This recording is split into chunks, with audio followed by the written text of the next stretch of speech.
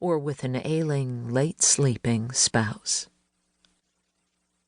At 6:30, Cassie McMackin in number 412, an early riser by habit, drank her coffee and counted the pills she had accumulated during her late husband's long decline.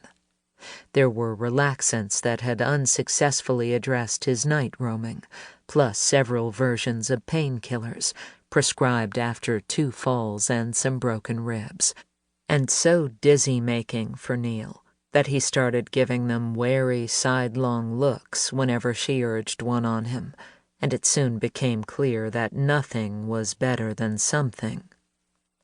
Now she had a couple of fistfuls in the narcotic and soporific categories, and this evening she would take them all, with anti-nausea medication and as much wine as she could get down. It was time. She had become tired of the world. Her blood didn't want to go anywhere anymore, and had it not been for the instructions of her bossy and indefatigable heart, it wouldn't. She didn't want to occupy some interminable waiting room where nothing was wrong and nothing was right, her motions mechanical, eyes on the tyrant clock. It was time.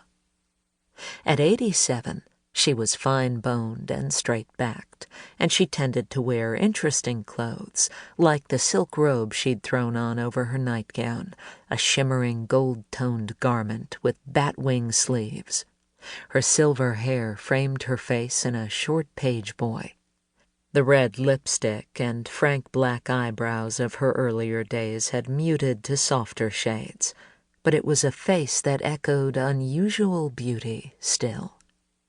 Right this moment, what she missed was the prospect of a second cup of coffee with her friend, John Quant, who had moved a year ago into an apartment on the 3rd floor of the building, directly beneath her own.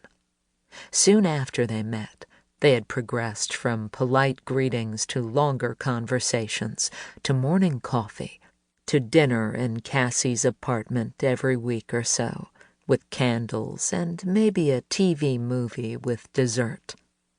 She had felt in his company as if she was emerging from years of emotional and physical hibernation.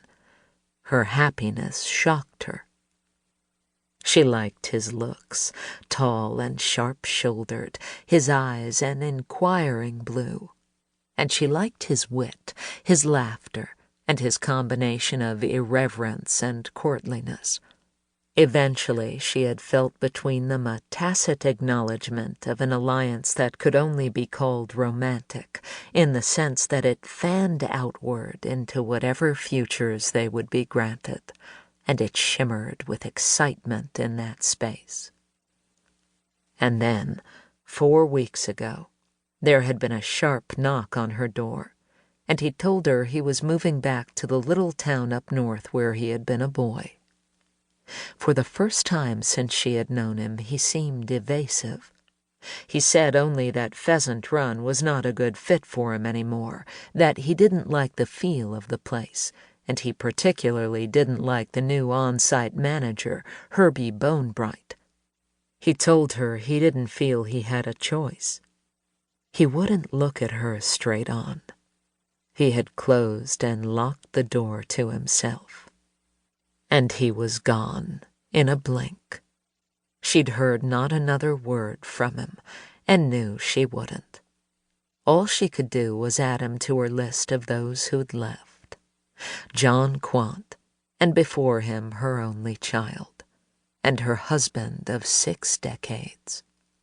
They'd flown away, leaving her craning her head skyward, aghast, as they became pinpricks and disappeared. She couldn't fully believe it still. The flights, this final aloneness.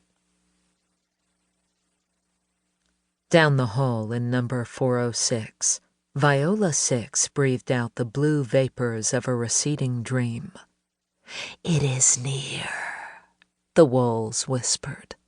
"It is nearly at the door."